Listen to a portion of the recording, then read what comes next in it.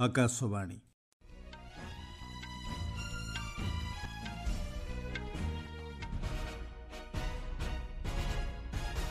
ସମ୍ବାଦ ପଢୁଛନ୍ତି ସତ୍ୟବ୍ରତ ବେହୁରା। 22ତମ ଆସିଆନ୍ ଭାରତ ଶିଖର ସମ୍ମିଳନୀରେ ଆଜି ଆଭାସୀ ଜରିଆରେ ଯୋଗଦେବେ ପ୍ରଧାନମନ୍ତ୍ରୀ। ସେଚେଲ୍ସର ରାଷ୍ଟ୍ରପତିଙ୍କ ଶପଥ ଗ୍ରହଣ ସମାରୋହରେ ଯୋଗଦେବା ଲାଗି ଆଜିଠାରୁ 2 ଦିନିଆ ବିଦେଶ ଗସ୍ତରେ ଯିବେ ଉପରାଷ୍ଟ୍ରପତି। ମନ୍ କି ବାତ୍ରେ ଆଜି ଦେଶବାସୀଙ୍କ ସହ ଭାବ ବିନିମୟ କରିବେ ପ୍ରଧାନମନ୍ତ୍ରୀ। ସମ୍ଭାବ୍ୟ ସାମୁଦ୍ରିକ ଝଡ଼ ମନ୍ଥାର ମୁକାବିଲା ଲାଗି ପ୍ରସ୍ତୁତି ବୈଠକ ଅନୁଷ୍ଠିତ ଏବଂ ଆଇସିସି ମହିଳା ବିଶ୍ୱକପ୍ରେ ଆଜି ଖେଳାଯିବ 2ଟି ମ୍ୟାଚ୍। ପ୍ରଧାନମନ୍ତ୍ରୀ ନରେନ୍ଦ୍ର ମୋଦି ଆଜି ଆଭାସୀ ଜରିଆରେ 22ତମ ଆସିଆନ୍ ଭାରତ ଶିଖର ସମ୍ମିଳନୀରେ ଯୋଗଦେବେ। ଏକ ବିବୃତ୍ତିରେ ବୈଦେଶିକ ବ୍ୟାପାର ମନ୍ତ୍ରଣାଳୟ କହିଛି ଯେ ପ୍ରଧାନମନ୍ତ୍ରୀ ମୋଦି ଏବଂ ଆସିଆନ୍ ନେତାମାନେ ମିଳିତ ଭାବରେ ଆସିଆନ୍ ଭାରତ ସମ୍ପର୍କରେ ପ୍ରଗତି ସମୀକ୍ଷା କରିବେ ଏବଂ ବ୍ୟାପକ ରଣନୈତିକ ସହଭାଗିତାକୁ ମଜବୁତ କରିବା ପାଇଁ ପଦକ୍ଷେପ ବିଷୟରେ ଆଲୋଚନା କରିବେ।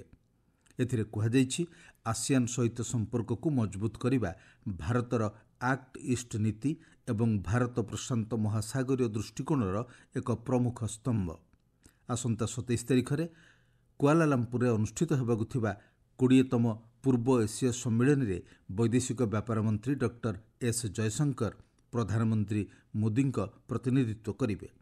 ପୂର୍ବ ଏସିଆ ସମ୍ମିଳନୀ ଭାରତ ପ୍ରଶାନ୍ତ ମହାସାଗରୀୟ କ୍ଷେତ୍ରରେ ଶାନ୍ତି, ସ୍ଥିରତା ଏବଂ ସମୃଦ୍ଧି ପାଇଁ ଥିବା ଆହ୍ୱାନ ଉପରେ ବିଚାର ବିମର୍ଶ କରିବା ଏବଂ ଆଞ୍ଚଳିକ ଓ ଅନ୍ତର୍ଜାତୀୟ ବିକାଶ ଉପରେ ମତ ଆଦାନ ପ୍ରଦାନ କରିବାର ସୁଯୋଗ ପ୍ରଦାନ କରିବ। ସେଚେଲ୍ସର ନିର୍ବାଚିତ ରାଷ୍ଟ୍ରପତି ଡକ୍ଟର ପ୍ୟାଟ୍ରିକ୍ ହର୍ମିନିଙ୍କ ଶପଥ ଗ୍ରହଣ ସମାରୋହରେ ଯୋଗଦେବା ପାଇଁ ଉପରାଷ୍ଟ୍ରପତି ସିପି ରାଧାକ୍ରିଷ୍ଣନ୍ ଆଜି ସେଚେଲ୍ସକୁ 2 ଦିନିଆ ଗସ୍ତରେ ଯିବେ। ଏକ ବିବୃତ୍ତିରେ ବୈଦେଶିକ ବ୍ୟାପାର ମନ୍ତ୍ରଣାଳୟ କହିଛି ଏହି ଗସ୍ତ ସମୟରେ ଉପରାଷ୍ଟ୍ରପତି ଡକ୍ଟର ହର୍ମିନିଙ୍କୁ ଭାରତର ଅଭିନନ୍ଦନ ଜଣାଇବେ ଏବଂ 2 ଦେଶ ମଧ୍ୟରେ ଘନିଷ୍ଠ ଦୀର୍ଘକାଳୀନ ଏବଂ ସମୟ ପରୀକ୍ଷିତ ସମ୍ପର୍କ ବୃଦ୍ଧି ନେଇ ଆଲୋଚନା କରିବେ। ଭାରତର ଭିଜନ ମହାସାଗର ଅଧୀନରେ ସେଚେଲ୍ସ ଏକ ଗୁରୁତ୍ୱପୂର୍ଣ୍ଣ ଅଂଶୀଦାର। ଏହି ଗସ୍ତ ସେଚେଲ୍ସ ସହିତ ଏହାର ସହଭାଗିତାକୁ ଆହୁରି ମଜବୁତ ଏବଂ ବିସ୍ତାର କରିବା ପାଇଁ ଭାରତର ଗଭୀର ପ୍ରତିବଦ୍ଧତାକୁ ସ୍ପଷ୍ଟ କରୁଛି। ଛଟ୍ ପୂଜାର ଆଜି ଦ୍ୱିତୀୟ ଦିନରେ ଶ୍ରଦ୍ଧାଳୁମାନେ ସୂର୍ଯ୍ୟୋଦୟରୁ ସୂର୍ଯ୍ୟାସ୍ତ ପର୍ଯ୍ୟନ୍ତ ଉପବାସ ରଖିଛନ୍ତି। ଏହାକୁ ଖର୍ନା କୁହାଯାଏ। ସୂର୍ଯ୍ୟାସ୍ତ ସମୟରେ ସୂର୍ଯ୍ୟ ଦେବତାଙ୍କୁ ଅର୍ଘ୍ୟ ଅର୍ପଣ କରିବା ପରେ ଶ୍ରଦ୍ଧାଳୁମାନେ ଖାଦ୍ୟ ଗ୍ରହଣ କରିବେ। 4 ଦିନ ବ୍ୟାପୀ ଛଟ୍ ପୂଜା ଗତକାଲି ଆରମ୍ଭ ହୋଇଥିଲା। ପ୍ରଧାନମନ୍ତ୍ରୀ ନରେନ୍ଦ୍ର ମୋଦି ଛଟ୍ ପର୍ବ ଅବସରରେ ଶୁଭେଚ୍ଛା ଜଣାଇଛନ୍ତି। ସାମାଜିକ ଗଣମାଧ୍ୟମରେ ଶ୍ରୀ ମୋଦି କହିଛନ୍ତି ଏହି 4 ଦିନିଆ ଛଟ୍ ପର୍ବର ଗଭୀର ସାଂସ୍କୃତିକ ଗୁରୁତ୍ୱ ରହିଛି। ବିଶ୍ୱର କୋଣ ଅନୁକୋଣରେ ରହୁଥିବା ଭାରତୀୟ ପରିବାରଗୁଡ଼ିକ ଭକ୍ତିର ସହ ଏହି ପୂଜାରେ ଅଂଶଗ୍ରହଣ କରିଥାନ୍ତି।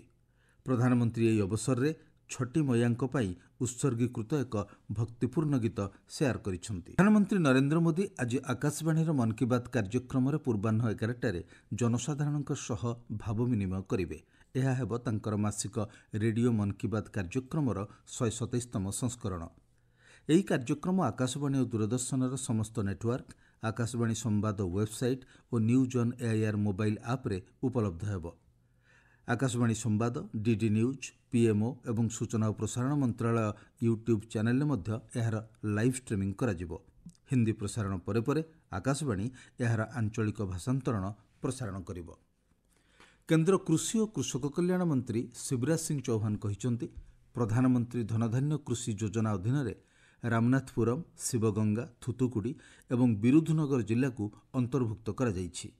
ଗତକାଲି ଭେଲୋରରେ କୃଷକମାନଙ୍କ ସହ ଆଲୋଚନା କରିବା ଅବସରରେ ଶ୍ରୀ ଚୌହାନ କହିଛନ୍ତି ଏହି ପ୍ରକଳ୍ପ ଅଧୀନରେ ଅଧିକ ଲାଭ ପ୍ରଦାନ କରିବା ପାଇଁ 36ଟି ଯୋଜନାକୁ ସମନ୍ୱିତ କରାଯାଉଛି। ମନ୍ତ୍ରୀ ଶ୍ରୀ ଚୌହାନ 4ଟି କୃଷି ବିଜ୍ଞାନ କେନ୍ଦ୍ରର ମୁଖ୍ୟଙ୍କ ସହ ଯୋଜନାର ଅଗ୍ରଗତି ନେଇ ସମୀକ୍ଷା କରିଛନ୍ତି। ସେ କହିଛନ୍ତି ତାମିଲନାଡୁ ଭଳି ରାଜ୍ୟ ଉନ୍ନତ କିସମ, ପ୍ରଯୁକ୍ତିବିଦ୍ୟା ଓ ନିଶ୍ଚିତ ବିପଣନ ମାଧ୍ୟମରେ ଏହି ଯୋଜନାରେ ଅଧିକ ଲାଭାନ୍ୱିତ ହେବେ।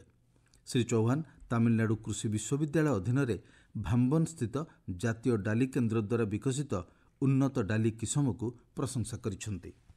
ଆପଣମାନେ ସମ୍ବାଦ ଶୁଣୁଛନ୍ତି ଆକାଶବାଣୀରୁ।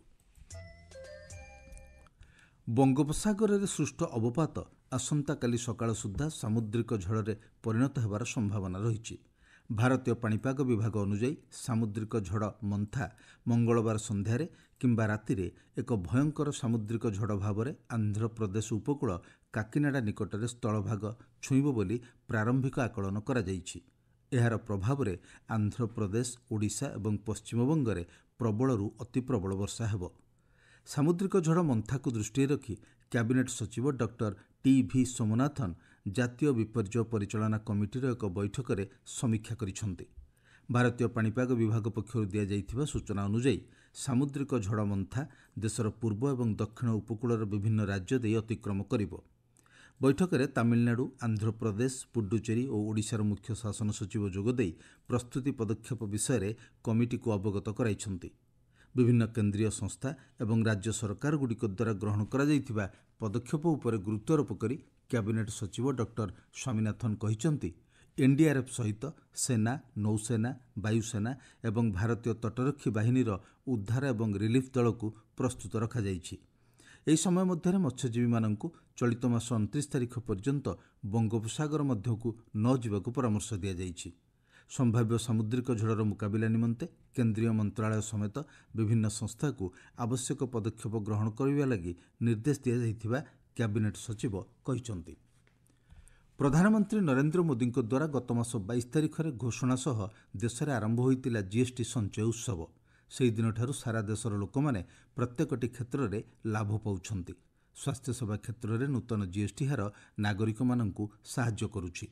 ପରବର୍ତ୍ତୀ ପିଢ଼ିର ଜିଏସ୍ଟି ସଂସ୍କାର ଔଷଧ, ଉପକରଣ ଏବଂ ଅତ୍ୟାବଶ୍ୟକ ସେବା ପାଇଁ ଖର୍ଚ୍ଚ ହ୍ରାସ କରି ସ୍ୱାସ୍ଥ୍ୟସେବା କ୍ଷେତ୍ରକୁ ଆଶ୍ୱସ୍ତି ପ୍ରଦାନ କରିଛି। ଅତ୍ୟାବଶ୍ୟକ ଔଷଧ ଉପରେ ପୂର୍ବରୁ 12% ଟିକସ ଥିଲା, ଯାହାକୁ ଏବେ 5%କୁ ହ୍ରାସ କରାଯାଇଛି ଏବଂ 36ଟି ଜୀବନ ରକ୍ଷାକାରୀ ଔଷଧକୁ ଟିକସରୁ ସମ୍ପୂର୍ଣ୍ଣ ମୁକ୍ତ କରାଯାଇଛି, ଯାହାଦ୍ୱାରା ଦୀର୍ଘକାଳୀନ ଏବଂ ଗୁରୁତର ରୋଗର ଚିକିତ୍ସା ଅଧିକ ସୁଲଭ ହୋଇପାରିଛି। ଗଜ୍, ବ୍ୟାଣ୍ଡେଜ୍, ଡାଇଗ୍ନୋଷ୍ଟିକ୍ କିଟ୍ ଏବଂ ଥର୍ମୋମିଟର ଭଳି ଚିକିତ୍ସା ଉପକରଣଗୁଡ଼ିକ ଉପରେ ଜିଏସ୍ଟି ହାର 12%ରୁ 5%କୁ ହ୍ରାସ କରାଯାଇଛି। ଏହି ଟିକସ ହ୍ରାସ ରୋଗ ନିର୍ଣ୍ଣୟ ଏବଂ ଚିକିତ୍ସା ସେବାକୁ ଶସ୍ତା କରିଛି। ଦିଲ୍ଲୀର ଜଣେ ଫାର୍ମାସିଷ୍ଟ ମନୀଷ କୁମାର କହିଛନ୍ତି, ଜିଏସ୍ଟି ହ୍ରାସ ଯୋଗୁଁ ଔଷଧର ମୂଲ୍ୟ ହ୍ରାସ ପାଇଛି ଓ ଗ୍ରାହକଙ୍କୁ ଆଶ୍ୱସ୍ତି ପ୍ରଦାନ କରୁଛି। मेरा नाम मनीष कुमार है और अग्रवाल एजेंसी दिल्ली से बोल रहा हूँ। सर, जीएसटी कम होने से बहुत फायदा हुआ है। मे भी कह सकते हैं कि हमारी दवाई लाइन के अंदर तो अच्छा 70-75% से ज्यादा दवाइयाँ सस्ती हो गई हैं करीब करीब, और आम लोगों को तो बहुत राहत ही मिलेगी इससे। तो करीब करीब मतलब मिडिल क्लास हुआ और लो क्लास जो दवाइयाँ नहीं खरीद पाते थे पहले, क्या उनको लगता था बहुत ज्यादा बजट में नहीं आ पा रही है, तो उनको भी काफी राहत मिलेगी। जबकि सर्जिकल आइटम्स में थर्मामीटर वगैरह, बच्चों के फूड प्रोडक्ट्स वगैरह में भी बहुत जीएसटी कम हुआ है। ବୈଦେଶିକ ମନ୍ତ୍ରଣାଳୟ ଏବଂ ଗୃହ ମନ୍ତ୍ରଣାଳୟ ସହିତ ସମନ୍ୱୟରେ କେନ୍ଦ୍ରୀୟ ତଦନ୍ତ ବ୍ୟୁରୋ ସିବିଆଇ ପଳାତକ ଘୋଷିତ ଲଖବିନ୍ଦର କୁମାରକୁ ଆମେରିକାରୁ ଭାରତ ଆଣିଛି। ସିବିଆଇ କହିଛି, ଲରେନ୍ସ ବିଷ୍ଣୋଇ ଗ୍ୟାଙ୍ଗର ଜଣେ ପ୍ରମୁଖ ସହଯୋଗୀ କୁମାରକୁ ଗତକାଲି ଆମେରିକାରୁ ଆଣି ଦିଲ୍ଲୀ ବିମାନ ବନ୍ଦରରେ ପହଞ୍ଚିବା ପରେ ହରିୟାଣା ପୁଲିସର ଏକ ଦଳ ତାକୁ ଗିରଫ କରିଛି। କୁମାର ହରିୟାଣାରେ ଅର୍ଥ ଆଦାୟ, ଭୟଭୀତ କରିବା, ଅବୈଧ ଅସ୍ତ୍ରଶସ୍ତ୍ର ରଖିବା ଏବଂ ବ୍ୟବହାର କରିବା ଓ ହତ୍ୟା ପ୍ରୟାସ ସହିତ ଜଡ଼ିତ ବହୁ ଅପରାଧିକ ମାମଲାରେ ଜଡ଼ିତ ରହିଛି। ହରିୟାଣା ପୁଲିସର ଅନୁରୋଧ ପରେ ସିବିଆଇ ଗତବର୍ଷ ଅକ୍ଟୋବର 26ରେ ଲଖବିନ୍ଦର ବିରୁଦ୍ଧରେ ଇଣ୍ଟରପୋଲ ରେଡ୍ ନୋଟିସ୍ ଜାରି କରିଥିଲା, ଯାହା ଶେଷରେ ତାଙ୍କୁ ଖୋଜାଖୋଜି ଏବଂ ନିର୍ବାସନରେ ସହାୟତା ଦେଇଥିଲା। ସିବିଆଇ ଇଣ୍ଟରପୋଲ ସହାୟତାରେ ଭାରତ ପୋଲ ପ୍ଲାଟଫର୍ମ ଜରିଆରେ ଆମେରିକାରୁ ତାକୁ ଠାବ କରିଥିଲା। ଆଇସିସି ମହିଳା ବିଶ୍ୱକପ୍ରେ ଆଜି 2ଟି ମ୍ୟାଚ୍ ଅନୁଷ୍ଠିତ ହେବ। ଭାରତୀୟ ସମୟ ପୂର୍ବାହ୍ନ 11ଟାରେ ବିଶାଖାପଟ୍ଟନମର ଏସିଏ ଭିଡିସିଏ କ୍ରିକେଟ ଷ୍ଟାଡିୟମରେ ଇଂଲଣ୍ଡ ଏବଂ ନ୍ୟୁଜିଲାଣ୍ଡ ମଧ୍ୟରେ ମୁକାବିଲା ହେବ। ଦ୍ୱିତୀୟ ମ୍ୟାଚ୍ ଭାରତୀୟ ସମୟ ଅପରାହ୍ନ 3ଟାରେ ଖେଳାଯିବ। ନଭି ମୁମ୍ବାଇ ସ୍ଥିତ ଡକ୍ଟର ଡି.ୱାଇ. ପାଟିଲ ସ୍ପୋର୍ଟସ୍ ଏକାଡେମୀରେ ଭାରତ ଏବଂ ବାଂଲାଦେଶ ମଧ୍ୟରେ ମ୍ୟାଚ୍ ଅନୁଷ୍ଠିତ ହେବ। ଏହି ବିଶ୍ୱକପ୍ରେ ଆସନ୍ତା 29 ତାରିଖରେ ଇଂଲଣ୍ଡ ଓ ଦକ୍ଷିଣ ଆଫ୍ରିକା ମଧ୍ୟରେ ପ୍ରଥମ ସେମିଫାଇନାଲ୍ ଏବଂ 30 ତାରିଖରେ ଅଷ୍ଟ୍ରେଲିଆ ଓ ଭାରତ ମଧ୍ୟରେ ଦ୍ୱିତୀୟ ସେମିଫାଇନାଲ୍ ମ୍ୟାଚ୍ ଅନୁଷ୍ଠିତ ହେବ। ମୁଖ୍ୟ ସମ୍ବାଦ ପୁଣି ଥରେ। 22ତମ ଆସିଆନ୍ ଭାରତ ଶିଖର ସମ୍ମିଳନୀରେ ଆଜି ଆଭାସୀ ଜରିଆରେ ଯୋଗଦେବେ ପ୍ରଧାନମନ୍ତ୍ରୀ। ସେଚେଲ୍ସର ରାଷ୍ଟ୍ରପତିଙ୍କ ଶପଥ ଗ୍ରହଣ ସମାରୋହରେ ଯୋଗଦେବା ଲାଗି ଆଜିଠାରୁ 2 ଦିନିଆ ବିଦେଶ ଗସ୍ତରେ ଯିବେ ଉପରାଷ୍ଟ୍ରପତି। ମନ୍ କି ବାତ୍ରେ ଆଜି ଦେଶବାସୀଙ୍କ ସହ ଭାବ ବିନିମୟ କରିବେ ପ୍ରଧାନମନ୍ତ୍ରୀ। ସମ୍ଭାବ୍ୟ ସାମୁଦ୍ରିକ ଝଡ଼ ମନ୍ଥାର ମୁକାବିଲା ଲାଗି ପ୍ରସ୍ତୁତି ବୈଠକ ଅନୁଷ୍ଠିତ ଏବଂ ଆଇସିସି ମହିଳା ବିଶ୍ୱକପ୍ରେ ଆଜି ଖେଳାଯିବ 2ଟି ମ୍ୟାଚ୍। ସମ୍ବାଦ ଶେଷ ହେଲା।